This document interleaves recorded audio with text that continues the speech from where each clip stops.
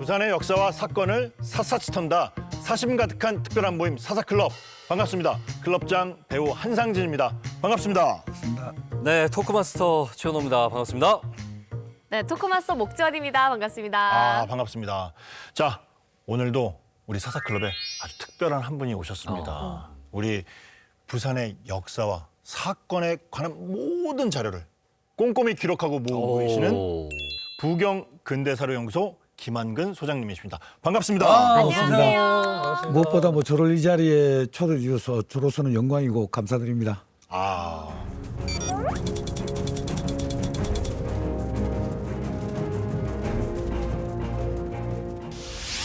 지금 봄이 되니까 얼굴도 좀 이렇게 봄밤 상큼해지시고 맞아요. 좀 약간 들떠 있으신 것 같아요. 어때요? 언제 봄이 왔다는 걸 느끼냐면 부산에 관광객들의 그 표정이 너무 밝아지기 시작했어요. 그렇지. 이제 패딩도 다 벗고 너무 즐겁게 관광을 다니시더라고요. 외국인 관광객 기준으로 작년에 300만이 넘었거든요. 처음으로 넘었어요. 360만? 진짜 많이 왔네. 어마어마한 거예요. 그러니까 부산 인구보다 더 많은 사람들이 그러네. 찾은 거죠. 와. 근데 오늘 저희가 좀 가볼 곳은 부산 사람들의 굴곡진 삶이 담겨져 있는 삼복도로로 오. 가보겠습니다.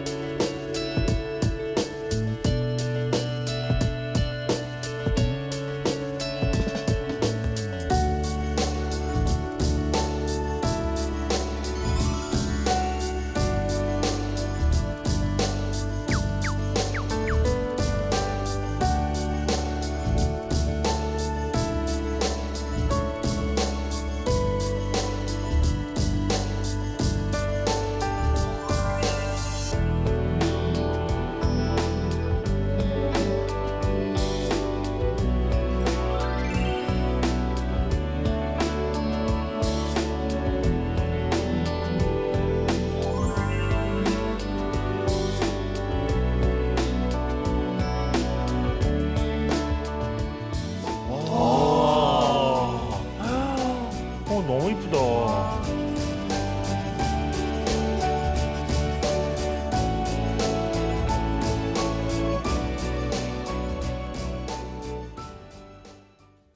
야, 이거 진짜 아름답네요.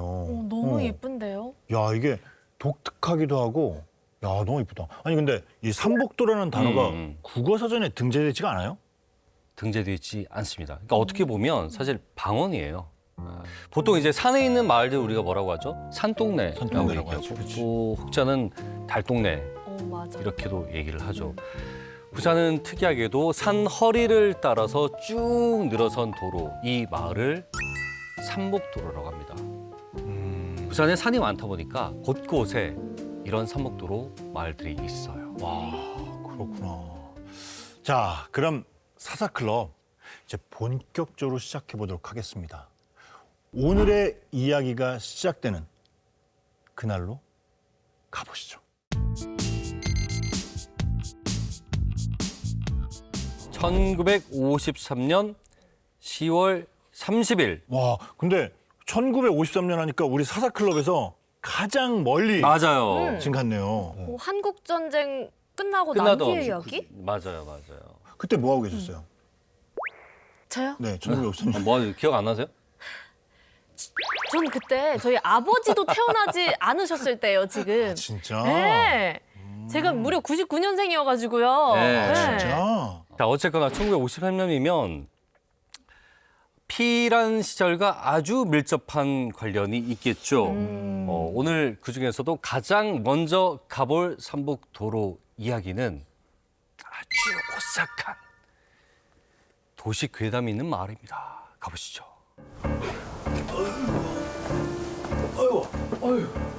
이제 나갑니까? 예, 부지를 걸어야지. 아이고 부르십니다. 나는 공치 갖고 물이나 길러 가려고. 아이고, 참. 그 옆에 있어.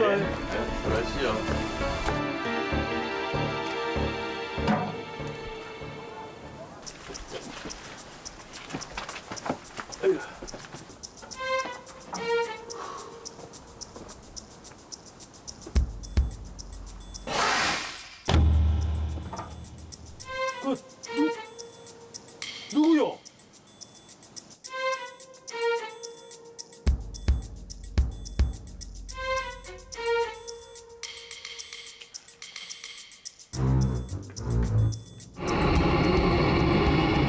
오, 야.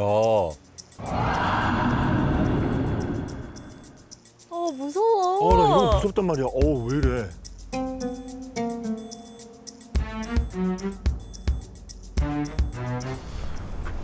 이상하네. 오늘따라 기분이 묘한기. 몸이 허해서 그런가?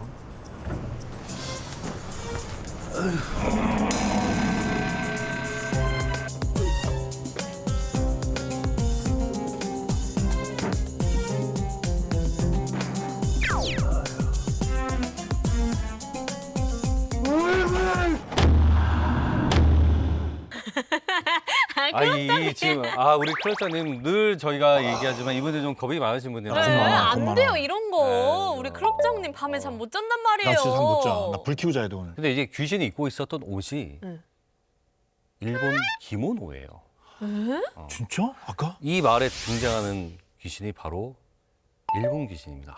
이게 귀신하면 또 일본 공포 영화가 전 세계 탑이잖아요. 아니 일본 귀신이 이렇게 부산까지 와요. 멀리 오셨네. 어디 대마도 바다. 어떻게 온 거야? 대마도에서 온 거야? 어디서 온 거야? 자, 힌트가 바로 이 사진 안에 있어요. 한번 자세히 보시죠. 지금 보면 삐쭉삐쭉 뭐가 보이지 않나요? 저게 뭐예요? 땅에서 축대 위에 뭐가 하나씩 올라가 있죠. 그러네. 뭐가 네모난 거 위에 네. 뭐 사각 건물 위에 뭐가 있네요. 저게. 저게 뭐예요? 좀 뭐지? 등대는 아닐 거고. 뭐 굴뚝인가 저거? 자, 요 뾰족뾰족했던 이것들 비석이에요. 이 동네가 아미동 비석마을인데 이 비석이 뭐 집에 축대로도 쓰이고 계단으로 쓰이고 방구들로도 쓰였다고 해요. 그러니까 일제 강점기 때 일본인들의 공동묘지였던 곳이에요. 근데 어느 순간부터 이 묘지에 사람들이 살기 시작했다는 건데요. 자, 시간은 한국 전쟁으로 거슬러 올라갑니다. 전쟁이 시작되니까 부산이 또 피난민들을 수용을 하잖아요. 넘쳐요 이미. 피난민 수용소는 다 찼고 늦게 온 사람들은 갈 곳이 없는 거예요. 자, 이때 이상묵 씨 역시 뒤늦게 고향을 떠나 부산에 도착했어요. 부산역에 와서 좀 어슬렁어슬렁 거려보니까 공무원이 다가와서 쪽지를 주대요. 일로 가라고. 쪽지를 펴보니 아미동 19번지라고 적혀 있었어요. 엄청난 숫자가 이 부산에 몰려오니까 시에서 무슨 대책이 안 서는 기지. 그러니까 일주일에 한 번씩 나와가지고 역전 앞에 확저 보따리 들고 모여 있으면 천막 줘가지고 아미동 어디로 가라. 그래 올라와 보니까 이런 공동묘지지. 공동묘지가 그 뭐 예의를 갖추고 자시고 할 얘기도 없고 그 뭐 저 일본 사람들 그 뭐 비석 세워놓고 때리 재킷 보고 계단 만들 그거 가지고 계단 만들고 바닥 시험 보고 그래가 좀 사는 파이 자리 깔고.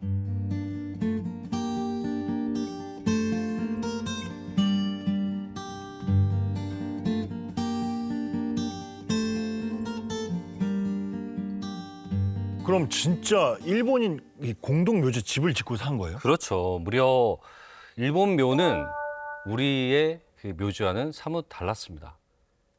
자, 일본 묘는 화장한 유골함을 납골 시설 안에 모시는 납골묘 형태였어요. 들어가서 지하에 이 유골함이 있으니까 이 유골함을 빼내요. 비겠죠. 구덩이가 나오니까 거기를 메웁니다. 그러면 평지로 메워졌어요. 그 다음에 어떻게 하느냐? 이 납골묘를 싸고 있던 난간, 이 축대를 집 벽으로 이용을 하는 거예요. 그 위에 지붕을 올리는 거예요. 그 당시에 변변찮게 그 돌 하나 구하기 힘든 시절이었으니까 그렇지. 가만 보세요. 무덤을 딱 보니까 요거 빼내고 채우면 저거 집 되겠는데? 싶었던 거야. 그래서 지금 실제로 그 묘지의 난간을 이용해서 지붕을 올린 그 형태의 집들이 남아 있어요. 오. 자, 한국 전쟁 때 이곳으로 왔던 아까 만나봤던 이상목 씨 집으로 한번 가보시죠. 이게 옛날에 그럼 그 공동묘지 그 형태 그대로 지금 되는 거네요? 밑에까지 그대로입니다. 요거는 기초가 돼 있는 위에서 이거 칸을 만들었고 요게 뭐 더 넓지도 안 하고 올피도 안 하고 또 요 각이 여기서 요 각이 그대로 올라온 건데 지하 내려가는 계단이 나와요. 아, 요거를 그 파면은 실제로 옛날에 그 일본인들의 그런 또 유골함 있었던 지하로 가는 문이에요, 이게? 이거 입구 지하 내려가는 문이 나와요. 디귿자로 돼 있거든요. 어. 디귿자로 그대로 살아 있는 거예요. 단지에 뼈 있는 건 뚫리는데. 아니, 이 너무 궁금한데 아까 지금 나 그 사진으로 봤는데 소장님 묘지 하나 크기가 도대체 어느 정도 크기였길래 이렇게까지 집을 짓고 사셨나요? 아미동을 조사해 보면 이제 크기들이 조금 달리 나타납니다. 개인묘가 있고 이제 가족묘가 있고 집안묘가 있는데 개인묘의 경우에는 가로가 2.5에서 3m 사방이 그래서 우리가 평수로 따지면은 한 2.5평에서 3평 이 정도 되는데 예를 들어 이제 가족묘회 같은 경우에는 한 7, 8평 집안묘 같은 경우는 10평이 넘는 경우가 있어요. 그 당시 엄청 넓은 거네요. 그 예, 당시. 이제 넓은데 이제 예를 들면은 이제 조금 큰 규모 묘에는 한 집만 산 게 아니고 두 집, 세 집이 나눠서 썼어요. 그 묘지 하나를 그렇죠. 한 9평, 10평쯤 되면은 세 집이 들어서는 그게 현장에 지금 가도 볼 수가 있어요. 아. 그나마 아미동은 좀 뭐랄까 여기로 가신 분들은 행운아였죠. 아. 왜냐니까 그 따로 정도로? 토목공사 할 필요 없이 세우기만 하면 됐잖아요. 그러네. 아까 그러니까. 우리가 그림 보니까 사진 보니까 그러네요. 예. 다만 이제 귀신이 나온다, 뭐 오싹하다 이게 중요한 게 아니라 비바람을 피해야 되는 게 그렇지. 중요하니까. 당장 그땐 전쟁 네. 직후였기 때문에 그게 제일 중요하지. 우리 생존이 중요한 거야. 아, 그때는 뭐 따지고 할 그런 게 아니었구나. 그게 말이 안 되지 사실은. 자, 요 아미동 비석마을 마을 전체가 공동묘지예요. 뭐 옆에 보면은 뭐 벽도 다 비석이고 내가 밟고 내려가는 계단도 비석이고 비석에 누구누구 무덤 너무 선명하게 써 있어요. 클럽장님 이런 데서 살 수 있으시겠어요? 난 평소 지나가는 것도 무섭죠. 사실. 지금 해운대 좋은 데 사죠. 아, 괜히 걱정할 필요 저기 없나? 비석집 이런 데 소개하지 말고 아, 그런가? 지금 잘 살고 계신 분이니까. 아, 그러니까 저도 요 정도면 무서워서 지나가지도 못해요. 그러니까 이러니까 무서운 이야기를 나오고 뭐 귀신 이야기가 안 나올 수가 없죠. 아, 그래서 그러니까. 아미동을 대상으로 한 귀신 이야기가 속출하기 시작합니다. 그 일본 사람들부터 있고 단지에다 조상들 뼈를 이어가지고 난 물이 들어가니까 물 들어가냐 흥흥해가지고 그럼 드러내가지고 사정없이 헛짓보고 내버려 뿌리고 뭐 항아리 깨쁘고 저 밑에 가면 세탁소 있어요. 세탁소 그 지하에 지하실이 있는데 이제 그 지하실에서 자던 사람이 애놈들 밤에 그 계단 소리 나서만 머리 아파 죽겠다 이래서 그 할머니들이 한때 그게 진짜요 하니까 진짜 소리 난다 한번 잡아라 이래. 새벽녘 되면 막 여자 울음소리가 그리 한 3일 정도 들었는 게라. 그 듣고는 그 옆에 할머니 한 분 있는데 아이고 그 무슨 여자가 그리 새벽 되면 그리 우요 그래 물어본 게 할머니 아이 그게 아니다 귀신이라나 귀신 그런 소리는 좀 들었어. 자, 그러자 이 마을에 있는 한 사찰에서 중요한 결단을 내려요. 1년에 한 번 백중날에 이 묘지 주인들을 위한 위령제를 지내주기로 한 거죠. 이렇게 산자와 죽은 자가 함께 사는 아미동의 사연이 일본에까지 전해지면서 종종 조상님들 묘를 찾아서 이곳에 오는 일본인들도 늘었거든요. 2010년에 아미동을 방문하고 돌아간 마츠오 씨는 조상들을 위해서 제를 모셔주는 사찰에 감사 편지를 쓰기도 했다고 해요.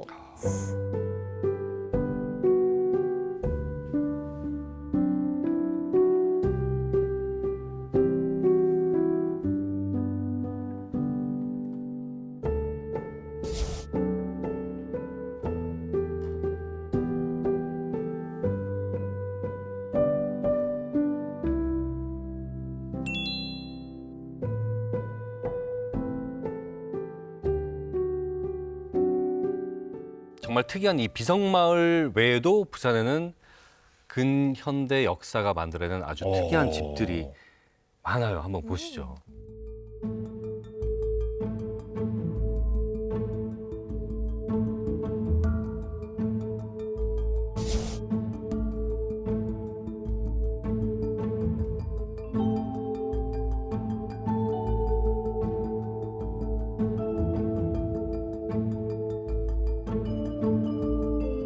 있네. 동굴 안에 집, 그러니까 동굴 속에 집을 만들었는데. 근데 이 모양 보세요. 이거는 그냥 뭐 누구 개인이 지을 수 있는 그렇지, 개인이 질 수 없지. 네, 그런 규모가 아니란 말이에요. 콘크리트 단단. 아, 콘크리트로 저렇게 터널처럼 해놨네.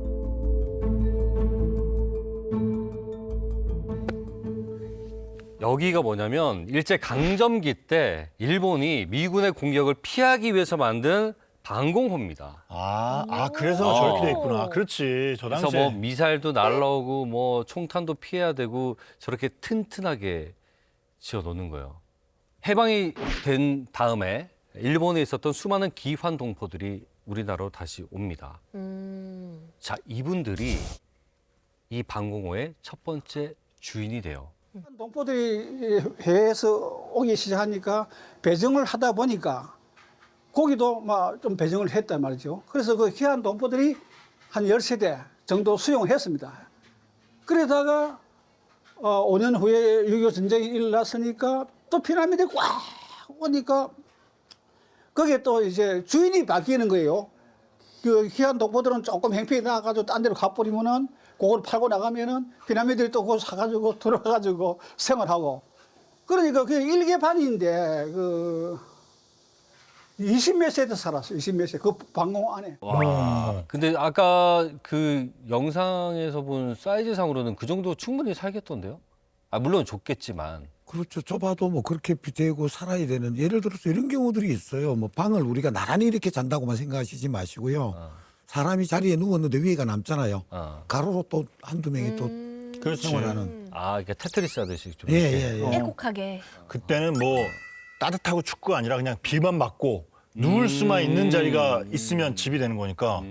야, 저 보니까 우리가 이 한국 전쟁 때 그렇고 전쟁 후에도 이 부산에 진짜 각양각색의 집들이 있었네요. 네, 그죠? 근데 지금까지의 것만 보고 뭐 각양각색이다 논하기는 아직 일러요. 더 많은 집들이 있었거든요.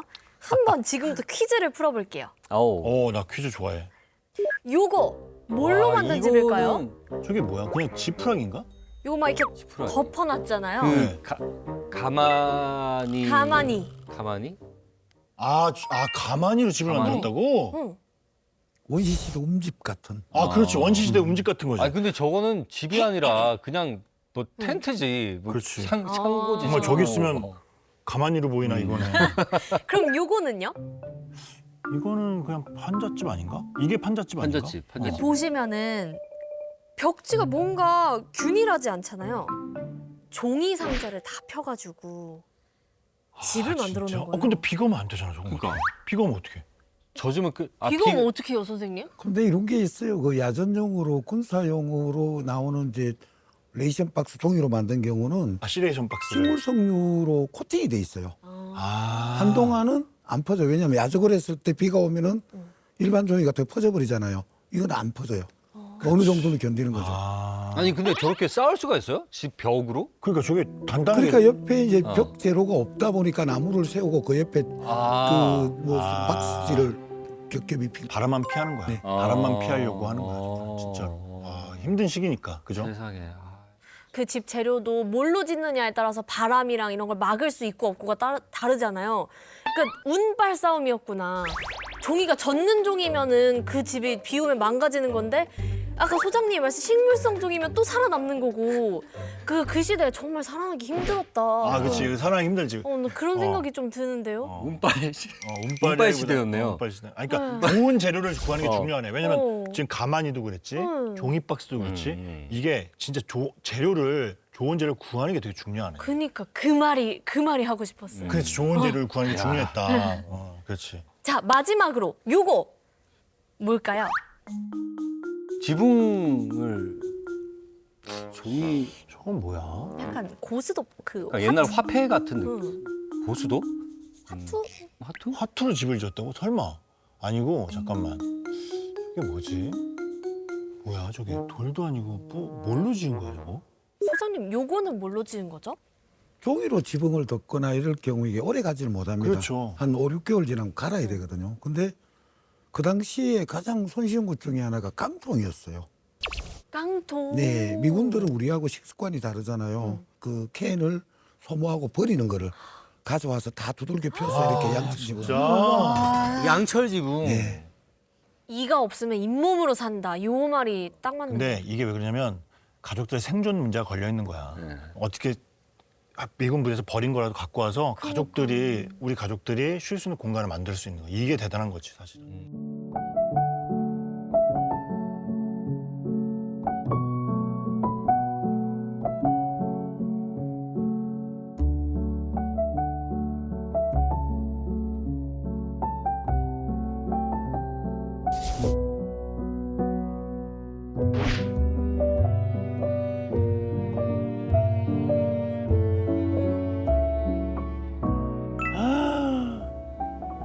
저기 지금 계단인 거야 중간에? 다 집이고요? 틈이 하나도 없잖아요. 빽빽하게 빽빽하게 진짜. 있고 집이 그 사이에 길 안에 있잖아. 계단. 물길처럼 하나 있는 거. 어. 와. 근데 저때 뭐 짐을 실어주는 기계가 있었던 것도 아니고 그렇지. 사람을 못 쓸 수 있는 것도 아닌 거잖아요. 그렇지. 그렇죠. 맞아요. 맞아요. 자, 이 모든 사람들이 이고 지고 나르고 했잖아요. 네. 가장 힘든 게 뭐였을까요? 저기는 지금 사실 저 정도면 물이야. 오. 물이야, 물. 왜냐면 왜요? 산 꼭대기에 있으니까 저 당시에 수도 시설이 없었을 거 아니야. 오. 그리고 막 이렇게 펌프질해서 아, 우리는 사장님 똑똑하다. 한상진을 보유했어. 야. 우리는 바로 맞추잖아. 아침밥 먹고 물 한 몇 동이면 하루 갈 정도로 물이 귀해서 물만 막 이다 나르고 그랬거든요. 그래가 이제 뭐 옆에 조그만한 게 뭐 비물같이 생기면은 그 물을 갖다가 막 허드렛 물이라도 갖다가 썰라고 모두 다 서로 퍼갈락하고 막 물 때문에 굉장히 너무 고생 많이 했어요, 진짜로. 식구대로 다 물동이 다 들고 나갔죠. 그래서 이제 갖다 부은 게 도로문강이 있으면 도로문강 한껏 물로 채워 넣으면 거기 배불러요. 먹는 게 배부른 게 아니고 물만 있으면 배가 불러. 물만 있으면 배가 불렀대. 먹는 게 아니라 물만 허드렛 물이라도 물만 보이면. 이제 시간대별로 물을 줬어요. 몇 시부터 몇 시까지. 그러면 뭐 이래 물을 이는 그 양동이 이래가 100m, 200m씩 쭉 서가 있어요. 그런데 이제 아까 계단 이야기를 하셨는데 계단도 계단 숫자도 숫자냐면 경사도가 또 문제예요. 그렇지. 거의 45도 이상 되는 데는 굉장히 힘들잖아요. 이게 이제 여름에 장마철이나 겨울에 만약 얼어버리면은 꼼짝 못하는 거예요. 계단이 아니면 엄청 둘러가야 되니까. 물을 길어 오는 것도 중요하죠. 물을 다 쓰고 난 다음에 버릴 데가 없대요. 오수를 그치. 오수가 상할 수도 이게 안 되니까.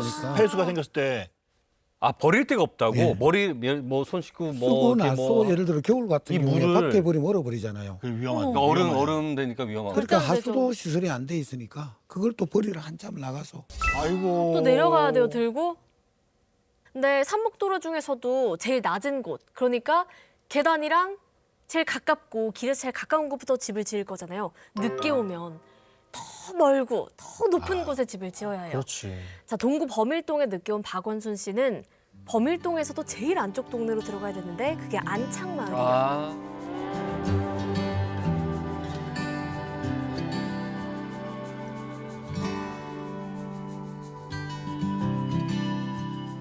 자, 범일동부터 안창마을까지 40분 걸리거든요. 자, 이 40분을 물 웅덩이를 이고 걸어가야 되는 그 심경이 어땠을까요? 아이고. 길도 오솔길, 길도 없었어요. 도방 앞에 가서 그냥 걸어 올라다녀야 되고. 예. 내가 제일 힘든 건 조방 앞에서 옹구 걸어 물 5동이 들은 걸 한 끼고 올라와 봤어요. 그죠? 그래서 이제 우리 시어머니가 사주니까는 그때 진짜 힘들었다. 아우, 말로 다 못하네. 그럼. 자, 근데 문제는 물뿐만이 아니었어요. 불도 문제였는데요. 당시 부산에는 섰다 하면 교회요, 났다 하면 불이라는 말이 있을 정도로 불이 자주 났었대요. 야, 아니 근데 뭘 어느 정도였길래 뭐 섰다 하면 교회요, 났다 하면 불이라고 이렇게까지 얼마나 화재가 자주 일어났으면은 부산이 아니고 불산이라는 표현이 나올 정도로. 아 진짜 나 이건 처음 듣네. 진짜 불산이라고. 불산이라고 네, 했다고요? 불산이라는 표현까지. 대통령 사께서는 12월 2일 달 공보처장 제6군 총참모장을 대동하시고 대화재 참화를 입은 부산의 화재 현장을 시찰하셨습니다. 옛날에 건국중학교, 건국고등학교, 건국상고가 있었는데 그 바로 지점, 그 지점입니다. 그 지점에서 불이 났는데 때마침 11월 달인데 북풍이 불기 시작해가지고 저 남쪽으로 불길이 번지다 보니까 이 영주동은 까딱없이 괜찮았는데 그 동왕동, 중앙동, 대청동으로 막 번져갔는데 그 루핀 그 타는 그것이 공중에 떠가지고 루핀 덩어리가 공중에 떠가지고 거기 뭐 포탄 떨어지다시피 여기 퉁 저기 퉁 떨어지니까 그곳에 또 불이 나고 그곳에 불이 나고 뭐 걷잡을 수 없는 그런 상황이 돼가지고.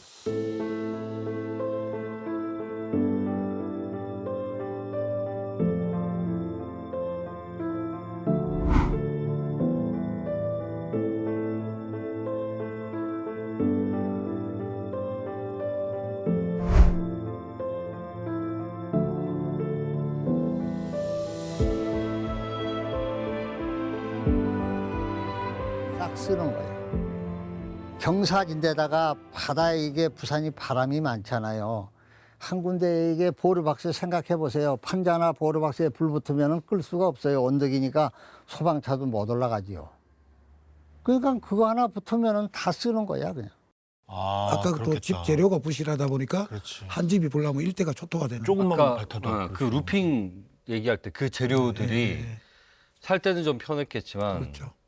불에는 쥐약이었네요. 그렇죠. 6월 23일 부산에 또다시 대화재가 발생되었습니다. 순식간에 70여 채가 전소되고 사상자 34명을 낸 상태였습니다. 자, 그런데 1962년 어느 날 군복을 입은 한 남성이 당시에 부산시청이었던 부산 중구 중앙동에서 주변의 삼복도로를 싹 바라보고 있어요. 누구지? 새로 부임한 김현옥 부산 신임시장이었어요.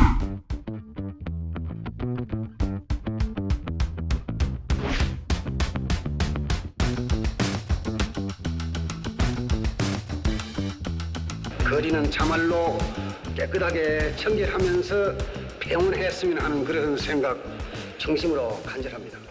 당시 나이 34살. 34? 네. 저 34살 아, 이렇게 얘기하면 안 된다. 할수 있죠. 34살 뭐 하셨어요? 34살 때 저 이제 막 입사해서 34살 때. 아직 안 됐어요. 아, 미안해. 야, 근데 진짜 젊으신 나이에 맞죠. 이렇게 시장으로 부임하셨네요. 자, 육사 3기 출신인 김현옥 신임시장은 경남에서 부산을 분리시키는 것이 최대 목적이었어요. 바로 부산 직할시를 만나는 거죠. 결국 부산 직할시로 승격이 됐죠. 부산 시민의 오랜 수건이던 부산시를 정부의 직할시로 승격시키는 꿈이 마침내 이루어져 12월 1일 그 경축대회를 성대히 베풀었습니다. 이 자리에 참석한 박정희 의장은 앞으로 부산시는 대도시로서 발전할 수 있는 종합적인 도시계획을 연차적으로 착공 추진해 나가야 한다고 격려했습니다. 부산 직할시가 됐으니까 그에 걸맞은 뭔가 획기적인 변화가 필요하다고 생각을 하는 거죠. 자, 바로 삼복도로에 빽빽하게 들어선 판잣집을 허물고 도로를 내겠다.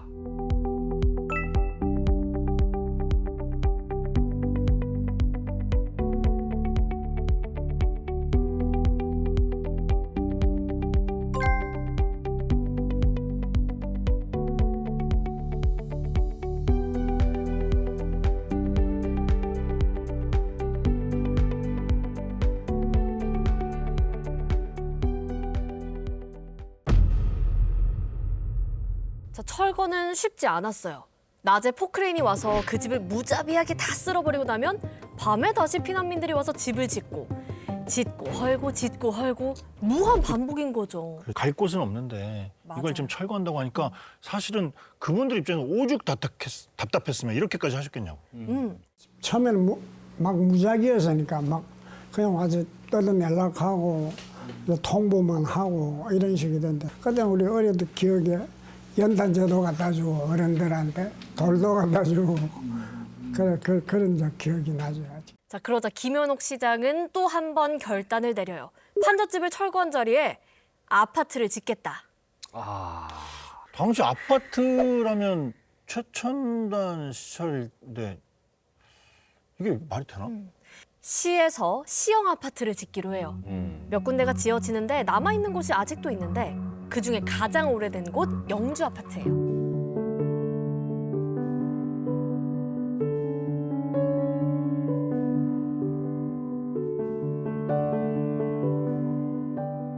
집이 그렇게 지금 기준으로 본다면 그 넓은 건 아닌 것 같아요. 아니요, 8평이었으니까 실평수가 8평이고 이제 복도하고 요거는 모두 포함해가지고 11평이라고 그때 가칭을 했습니다. 그 8평 아파트였죠. 그 당시로 봐서 부산은 아주 최첨단의 아파트였습니다. 처음으로 영주 아파트에서 수세식 화장실을 갖다가 설계가 되었어요. 그래서 대부분 사람들이 전부 다 수세식으로 처음으로 써봤죠. 그래서 그때 그 수세식은 관공서나 시청 이런 데 말고 수세식 변기가 있을 때가 아니었어요. 처음부터 재래식인데. 근데 영주 아파트만 수세식을 했습니다. 그냥 오는 집에 손님들 오면 화장실을 갔다 와가 물이 콱 내려가면 놀라기도 하고 큰일 났다 걱정도 하고 그렇게 해서 그만큼 아마 우리 시민들이 아주 열망하는 그런 아파트였다고. 다른 아파트가 없었으니까. 사실 저렇게 1960년대 저런 아파트에 수세식 변기. 야, 이거 진짜 최첨단 시설 아닌가요, 소장님? 영주 아파트는 그전처럼 푸세식이 아닌 어쨌든 쭈그리 앉아도 수세식이었다는 것 때문에 굉장히 인기가 있었죠. 냄새가 바로 올라오니까. 그렇지. 그 좌변기 우리가 지금 생각하는 수세식이라고 해도 좌변기는 아니고 그냥 쭈그려는 앉는데 앉지만 물이 내려가는. 그리고 이 시기에 이제 아파트를 지을 때 이 사람들이 생각지 못한 게 하나 있었어요. 여러분들은 죽었다 깨도 차를 못 살 거라고 생각한 거예요. 주차장을 아예 안 만들어놔요. 아파트에?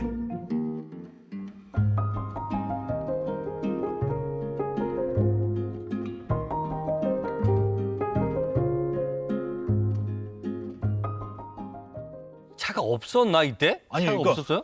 지금으로 치면 지금은 아파트 우리가 볼 때 평균 주차 그렇죠, 대수 그렇죠. 1.2대, 1.8대, 뭐 1.2대, 2.5대. 뭐. 그러니까 주차 대수가 많을수록 더 고급 아파트 그렇죠, 들어가는데 그렇죠. 아예 주차 대수 빵인 거예요. 그러니까 이제 이게 60년대 말에 지은 아파트다 보니까 그때는 국산차 개념이 뭐 시발 택시니 뭐 하는 뭐 이런 정도였고. 아니 근데 이 시형 아파트, 영주 아파트가 그랬던 거예요? 아니면 그 당시에 거의 지어진 대부분 아파트들이 60년대 그 당시에는 주차 후반에 지었던 생각을 68, 9년도에 지었던 아파트들은 거의 다 주차 공간이 없어요. 그 당시 부산시에 전체 차량 등록 대수가 딱 1000대였대요. 그럼 이해는 그러면 그러니까 그치, 맞아, 이해는 맞아. 가죠. 자, 그리고 삼복도로 공사는 계속되는데 1971년에는 총 8.9km까지 확장이 됩니다. 자, 삼복도로가 계속 이렇게 확장되는 이유가 있었어요. 60, 70년대 계속해서 사람들이 부산으로 몰렸기 때문에. 일단 지금 부산 인구가 330만이라는 것을 우리는 당연하게 여기는데 원래 해방 직후에 부산 인구가 27만 정도. 한국전쟁 직전에 47만. 이것이 이제 55년에 100만을 돌파하게 되죠. 그런 과정에서 그 63년에 136만, 69년에 167만, 72년에 200만 이렇게 이제 79년에 300만 이렇게 가는데 요 과정에서 인구가 급속하게 본 게 조금 전에 얘기하셨던 일자리 때문에.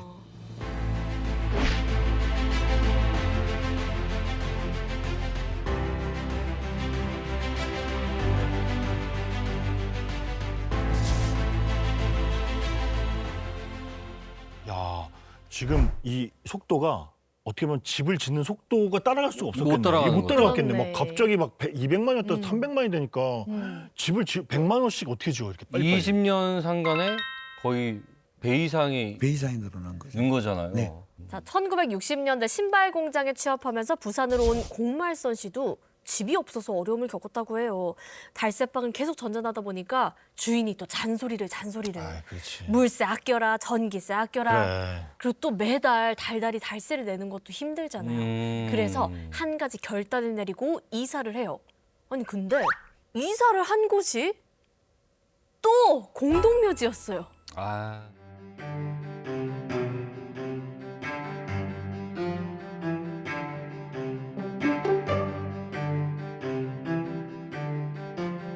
자기가 겁박하니까 무서운 그런 거 없더라고요. 막 이런 데라도 너무 방시 안 주고 막 길가는 잘 수 없고 이런 데라도 막 내 집이라고 막 방시 안 주고 살면 편안하다는 이런 생각만 가지지 다른 생각이 안 들. 오죽하면 그렇게 공동묘지까지 가서 집터를 찾으셨을까. 왜냐면 어떻게 보면 그것은 비어있을 테니까. 이게 좀 어떻게 보면 좀 안타깝고 우리가 지나온 역사긴 한데 참, 다시 생각해도 정말 마음이 조금 그렇습니다. 네. 이게 지금 이분이 말씀하시는 곳이 뭐냐니까 아까 우리가 이제 일본인 공동묘지만 이야기했잖아요. 근데 한국 사람 공동묘지에도 피난민들이 많이 갔어요. 왜 갔느냐? 금잔디가 깔려 있고 햇볕이 드는 데다 보니까 집 짓기가 좋아요. 양지 바른 곳에 묻어달라고 하니까 항상. 그게 이제 60, 70년대에 일자리 때문에 온 사람들이 갔던 게 전포동과 문현동에 걸쳐 있는 소위 지금 아파트를 짓고 있지만 돌산마을이라는 곳이. 아니 제가 그 어릴 때 들은 얘기였는데 이 당시에 그 뭐 약간 피아노 건반처럼 생긴 그 뭐 하모니카 집 같은 그런 집촌도 있었다고 하던데 그게 어떤 거죠? 통으로 지어놓고 칸만 지르는 문 열고 들어가면은 바로 대돌이 있고 바로 오른쪽은 그 주방이고 바로 방 한 칸대로 이런 걸 만들다 보니까 집은 길게 돼 있는데 문이 딱딱딱딱 이런 게 어떻게 돼 있어? 하모니카 구멍처럼 돼 있다. 아 재밌다 재밌어 이게 그러네. 어떤 동네 가면은 피아노 집이라 그래. 피아노 건반처럼 돼 있다. 약간 시조. 예. 모양이 모양 따서 그런 거구나. 어떤 동네에 가면 옥수수집이라 그래요. 옥수수 알갱이처럼 따다다다닥 붙어 있다고. 그래도 이가 빠진 것도 있을 거고, 안 지어진 것도 있을 테니까, 야 재밌다. 그런 표현들이 이제 60년대 이후에 부산에서 많이 나타나는.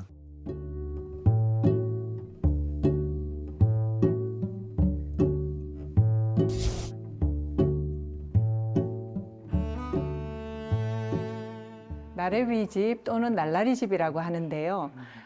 이 방 하나, 부엌 하나 이런 식으로 집을 짓게 되어서 아주 빠르게 집을 또 저렴하게 날마다 금방금방 지을 수 있다고 해서 날라리 집이라고도 하고요. 이런 이런 집이 방 하나, 부엌 하나가 쭉 줄지어 나란히 있다고 해서 나래비 집이라고도 합니다.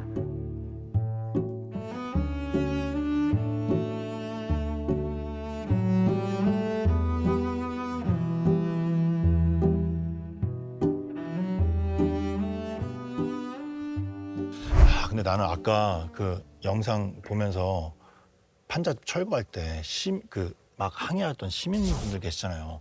그분들은 어떻게 되신 거예요? 시에서는 이 철거민들을 어떻게 할지가 고민이었어요. 그렇지. 그래서 시 외곽에 정책 이주지를 몇 군데 결정을 해요. 그리고 그쪽으로 강제 이주를 시키는 거죠. 거기가 어디냐? 지금의 서동, 반여동, 반송동이었어요. 자, 근데 정책 이주 지역에 이 철거민들이 도착을 했잖아요. 또 한 번 당황합니다. 벌판이에요. 근데 여기 가서 살아라고 하고 이제 갔더니 아무것도 없어. 대신 집과 집을 나누는 구획선만 그려져 있었던 거예요. 줄로. 그러니까 여기 너네 집, 여기 너네 집.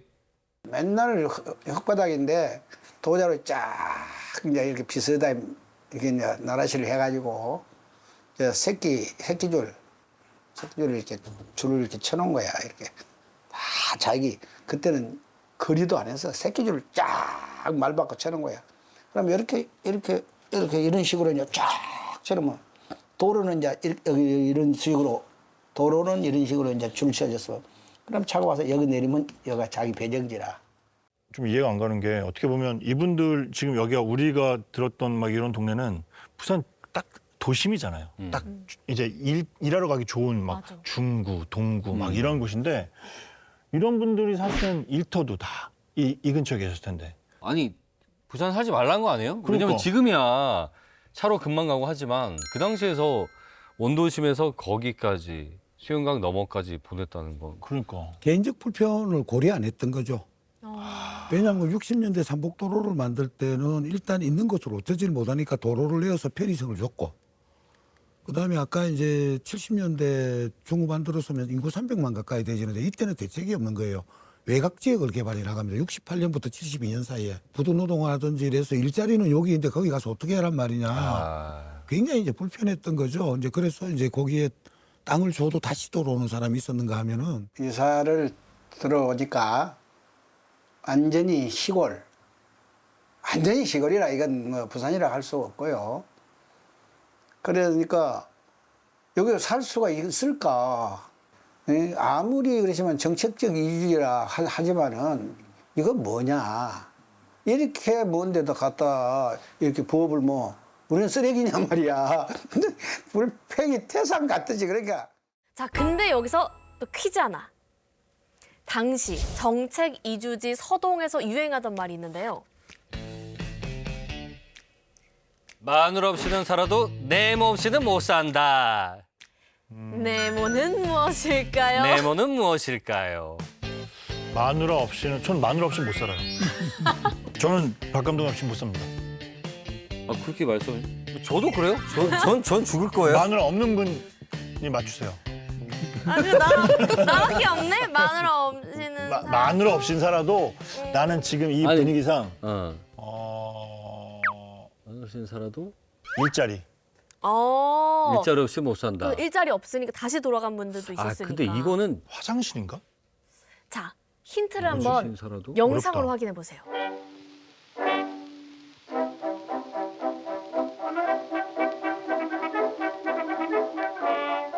뭐 도로 공사가 하나도 안 돼 있었으니까 그냥 그 흙길을 뭐라고 하죠? 단어가 생각이 안 나네.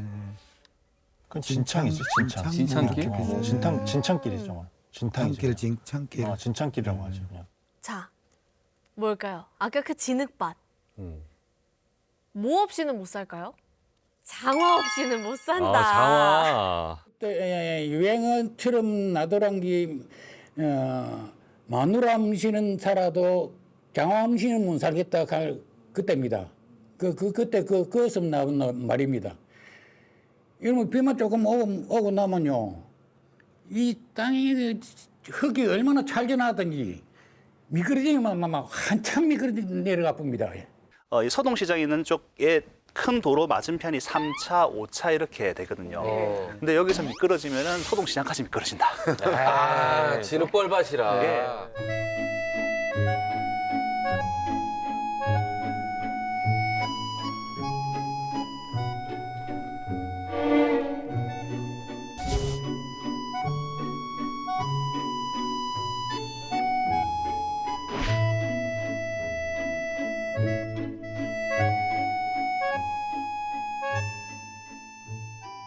제2의 삼목도로가 또 시작이 된 거예요. 맨 그렇지. 처음에 이제 판잣집을 짓던 그 시절로 다시 돌아간 게 아닌가 싶어요. 그죠. 정말 저 시대, 저 당시에 서동에 사신 게 진짜 어려우셨었나 봐요. 일단 이렇게 보면 되는 거죠. 초기 정책이주촌 같은 경우에는 시에서도 대책이 없었어요. 어쨌든 판자촌은 철거하고 도시 미관은 해야 되고, 그리고 이제 뭐랄까 직할시에 걸맞는 어떤 도시 위상을 또 가져야 되다 보니까 무작정 보낸 거죠. 노이들은 당신들이 사는 거는 알 바 없다는 식이었죠. 그러다 보니까 상하수도 부족에다가 도로 부족에다가 교통 부족에다가 학교라든지 뭐 병원이라든지 편의시설들이 뭐 거의 없는 시기죠.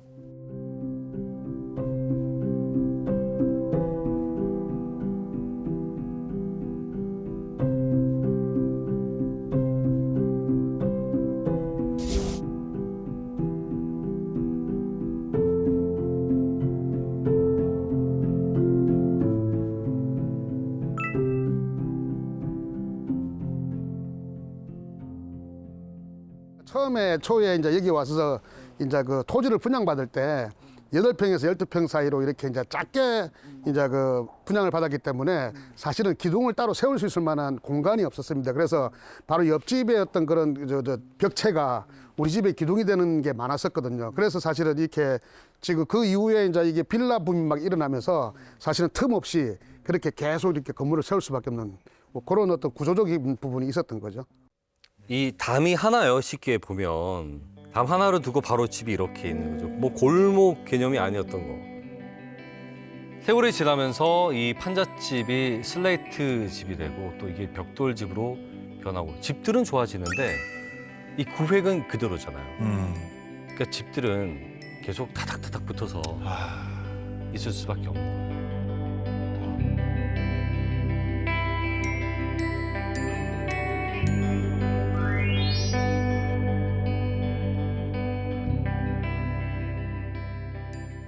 근데 이렇게 고단한 역사를 품은 삼복도로가 최근에는 재정의, 재발견되어지고 있어요. 우선 산 높게 있었으니까 나오면은 멀리 바다가 쫙 보이고요. 그리고 그때 그 향수, 감성들을 불러일으키는 고존대 있잖아요. KBS 드라마 중에 쌈마이웨이라고 부산 그 삼복도로 마을들을 배경으로 해가지고 포천마을. 네. 관광객들이 확 한번 왔던 적이 있었잖아요. 맞아요. 오늘 이 사사클럽 7화를 기점으로 우리 부산 분들이 이번에는 삼복도를 한 번씩 더 방문해 보면 좋지 않을까. 저도 이거 하면서 몰랐던 걸 막 알게 되더라고요. 맞아요. 꼭 한번 방문해 보셨으면 좋겠다 이런 생각이 드네요. 부산 홍보대사로서 이 말씀을 꼭 드리고 싶습니다. 부산에서 좀 특이하고 뭔가 특이한 경치와 또는 특이한 경험을 해보고 싶은 분들에게는 이 삼복도를 첫 번째로 추천해드리겠습니다. 첫 번째. 부산 홍보대사 한상진이 추천하는 첫 번째 삼복도로 헤리티지 투어로. 나도 꼭 가봐야겠는걸? 그럼요. 부산의 재미있고 의미 있는 역사를 찾아 깊이 있게 들려드리는 사사클럽. 오늘 너무나 즐거운 시간이었는데요. 다음 주에 또 인사드리겠습니다. 고맙습니다.